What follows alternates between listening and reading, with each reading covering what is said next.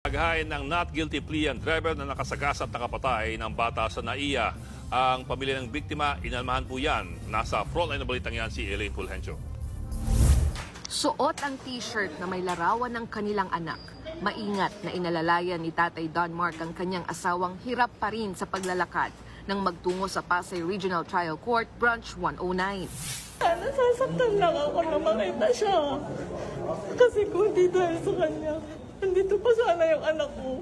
Hindi sana ako ganito. Buo sana yung pamilya namin. Hindi napigilan ni Nanay Cynthia na maiyak nang makitang SUV driver na nakabangga at nakapatay sa kanilang 4 na taong gulang na anak na si Malia nitong May 4 sa NAIA Terminal 1. Mas lalo pang tumindi ang emosyon nang maghain ng not guilty plea ang driver para ito sa mga reklamong reckless imprudence resulting in 2 counts of homicide. Matapos ang arraignment, nagtungo sa Philippine Mediation Center ang akusado at kaanak ng mga biktima.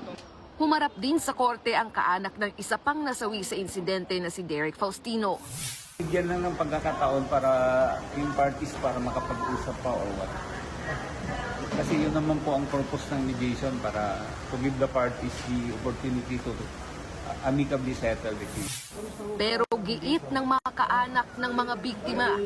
Hindi kami pumayag ng areglo eh. Hindi ko kinakausap eh, panay nung nandoon kami panahingi ng pasensya eh.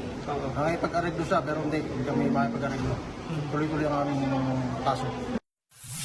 Plano rin ng kampo ng mga biktima na maghain ng civil charges laban sa driver, lalo't apektado rin ang kanilang trabaho sa nangyari.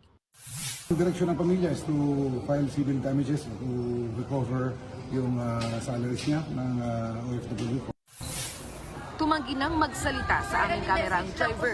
Matatanda ang pansamantala siyang nakalaya matapos makapagpiyansa. Sa June 16, magpapatuloy ang pag-uusap ng dalawang kampo sa Mediation Center, habang sa July 1 naman ang simula ng pagdinig. Nagbabalita mula sa frontline. Elaine Fulgencio, News 5.